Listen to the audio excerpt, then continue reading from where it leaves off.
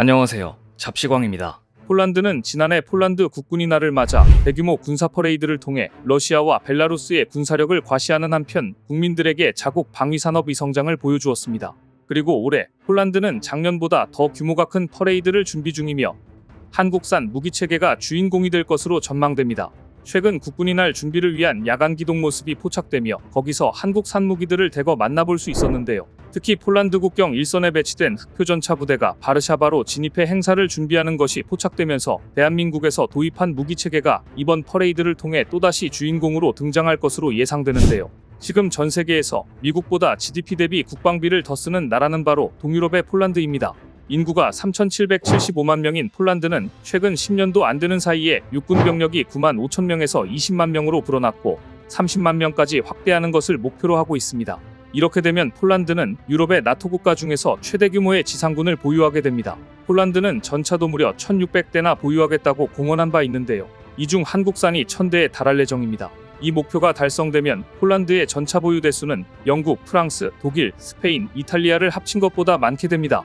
혹자는 이런 폴란드의 방위산업 개편을 보면서 나토의 회원국들은 값비싼 최첨단 시스템에 돈을 들이는데 왜 재래식 무기들을 사들이냐고 비판합니다.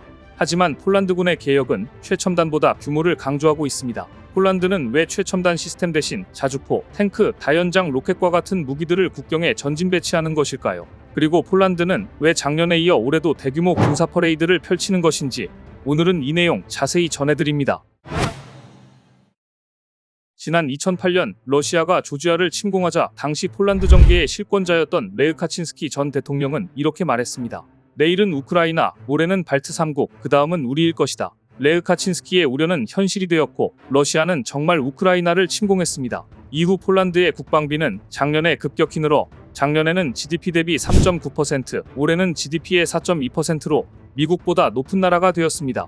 폴란드의 국방비 증가 속도는 세계에서 유례를 찾아보기 힘든 것입니다. 그런데 서방국들이 첨단 무기 시스템을 도입하는데 막대한 돈을 쓰는 데 반해 폴란드는 러시아의 우크라이나 침공 훨씬 전부터 유럽 대륙에서 벌어지는 지상전은 누가 더 많은 규모의 무기와 병력을 갖고 있느냐의 게임이라고 판단했고 전차, 탱크, 자주포 등 지상전 무기에 대거 국방비를 투입하고 있습니다. 폴란드의 전 국방장관은 이렇게 말했습니다. 군사 전문가를 자처한 많은 이가 앞으로 현대전은 사이버 스페이스나 경보병, 무인 시스템으로 전개된다고 주장했다. 하지만 우크라이나 전장이 보여주듯이 그들은 틀렸다. 지상군은 여전히 군의 가장 중요한 핵심 요소이다. 우크라이나 전쟁은 구시대의 무기로 취급받던 탱크와 자주포, 기갑부대의 중요성이 결코 작아지지 않았다는 것을 보여주고 있습니다.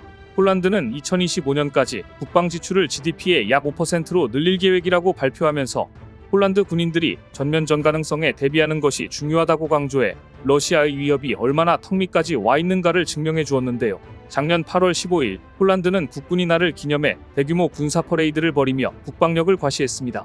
수도 바르샤바에서 군장비 200대, 항공기 100대, 장병 2,000여 명이 동원된 열병식을 진행했는데요. 미국산 M1A1 에이브럼스 전차, 한국산 K2 전차 및 K9 자주곡사포, 하이마스, 크랩 자주포, 폴란드제 비스와 방공 시스템 등을 선보이며 국방력을 과시했습니다. 작년 폴란드 국군이 날 퍼레이드의 백미는 바르샤바 상공을 나르는 미국의 F-16과 한국의 FA-50 전투기의 위용이었습니다. 특히 이날 FA-50은 폴란드에 배치된 이후 유럽 하늘에서 첫 비행에 성공해 안팎의 이목을 집중시켰습니다.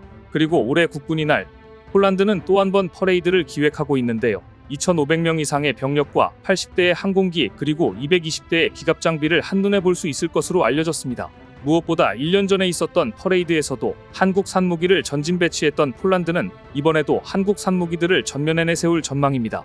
작년에는 K2 전차가 소량만 도입돼 퍼레이드에서는 소량만 참석했고 천무 다연장 로켓은 일반인들에게는 공개되지 않았지만 최근 일선에 배치된 K2 전차 등이 바르샤바로 진입한 것이 포착되면서 한국에서 도입한 무기체계가 이번 퍼레이드의 주인공으로 안팎의 주목을 받을 것으로 예상되고 있습니다.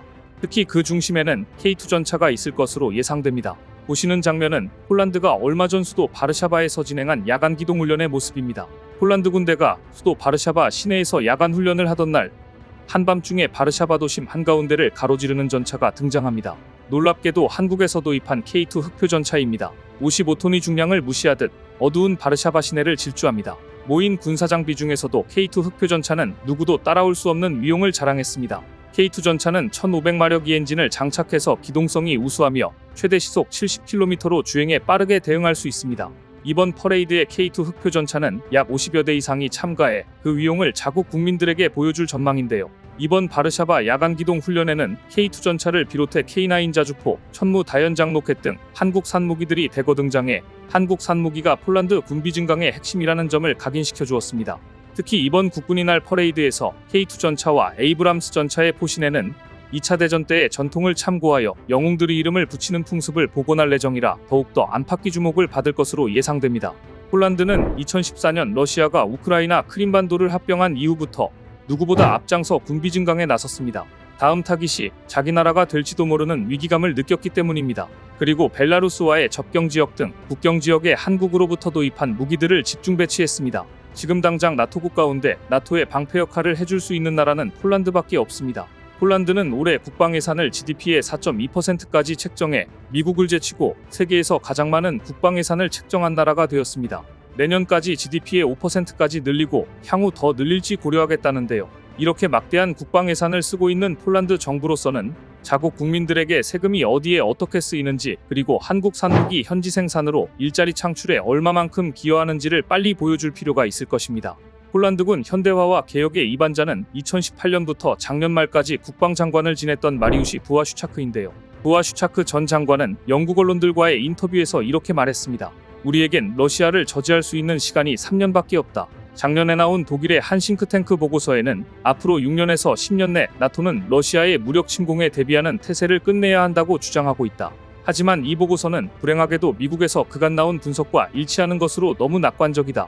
나토의 동부전선을 차지하는 국가들에겐 6년에서 10년이 아니라 3년의 여유밖에 없다고 잘라 말했습니다.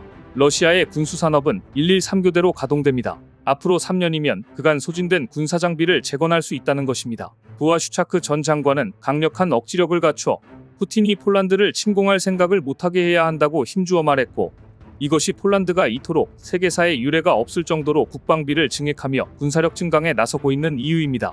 그래서 폴란드는 그 어떤 나라보다 빠르게 방산무기를 생산할 수 있는 한국이 필요합니다. 이러한 가운데 한국방위사업청은 이르면 9월 폴란드와 K2 전차 추가 수출 계약이 체결될 가능성이 높다고 밝혀 눈길을 끌었습니다. 폴란드는 한국산 무기 도입 2차 계약의 본계약을 위한 차관 대출을 실행할 것으로 알려졌으며 한국에서 도입한 무기 체계들의 현지 생산을 본격화할 것으로 전망되고 있는데요. 지난 2022년 K2 전차 1,000대를 폴란드로 납품한다는 기본 계약이 체결되었고, 이 가운데 180대에 대한 1차 실행 계약이 체결됐습니다. 정부는 4조 원 대규모의 2차 납품 계약을 추진한다는 계획인데요. 조만간 9월 내로 폴란드가 2차 본계약을 위한 절차를 실행할 가능성이 높아 보입니다. 폴란드의 마르친 쿨라색 국유재산부 차관도 최근 인터뷰에서 추가 계약이 폴란드 방산산업 발전에 중요하다고 발언했습니다. 그는 무기를 구매할 뿐만 아니라 산업 자체를 육성해야 한다는 인식이 있다고 강조했습니다.